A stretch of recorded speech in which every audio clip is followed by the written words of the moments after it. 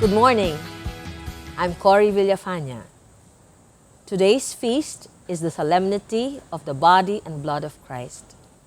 And our reading is taken from the Gospel of Luke, chapter 9, 11b to 17. The reading shows us a sensitive and compassionate Jesus. The crowds followed him even to a deserted place, maybe because they wanted to be healed, or because they wanted another favor from him. It was also possible that some of them believed. Nevertheless, Jesus was aware that it was late and the people must be hungry. They might also have been wishing that he provide them with food, since for many he was a miracle worker. Jesus, however, did not do the miracle until they gave their contribution to the solution of their hunger: 5 loaves and 2 fish. We know the rest of the story, namely that they all had their fill, and when the leftover fragments were picked up, they filled 12 wicker baskets. I would like to offer 3 insights. First, Jesus' miracle of the loaves tells us that he cannot save us without our cooperation. Our response to his grace is the miracle. The first thing, however, is conversion. We need to acknowledge our hunger for God.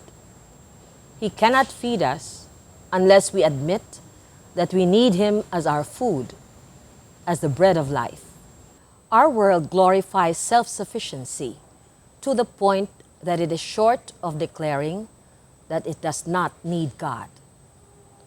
Our admission that we do is our 5 loaves and 2 fish. Jesus and pride cannot go together. He can work only with a humble heart. Our son, NJ, died almost 2 years ago on the solemnity of the body and blood of Christ. When we went through his papers, we saw this note: "Dear God, I have a favor to ask of you. I want my faith to be so great that I don't need to understand, that all I need to do is trust in you. I know without you, I'm nothing. So please, dear God, give me deeper, stronger faith in you." Thanks for listening.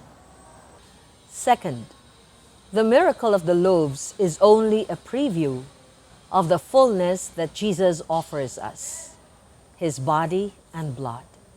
The Eucharist is God's counterpart to our measly 5 loaves and 2 fish, makes us reflect on the way we give vis-a-vis the way God gives. What is 5 loaves and 2 fish when compared to the body and blood of the Son of God?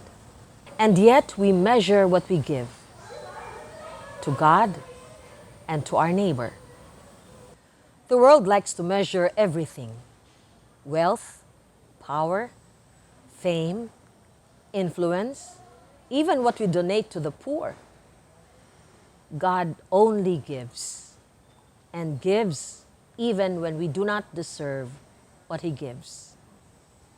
Can we really measure the gift of himself? One woman dared to give her 5 loaves and 2 fish, even when she was hungry herself.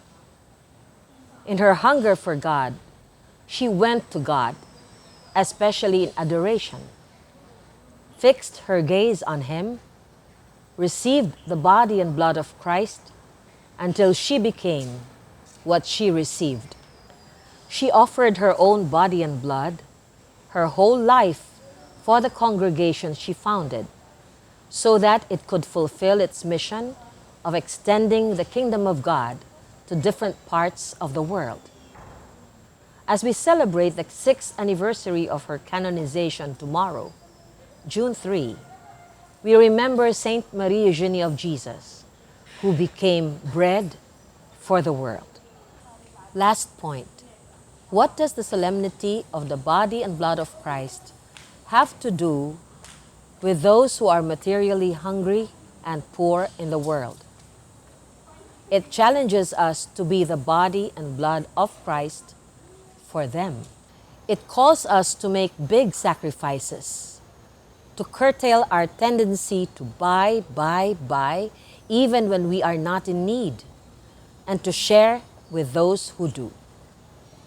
It summons us to be in solidarity with them through sharing and a simpler lifestyle.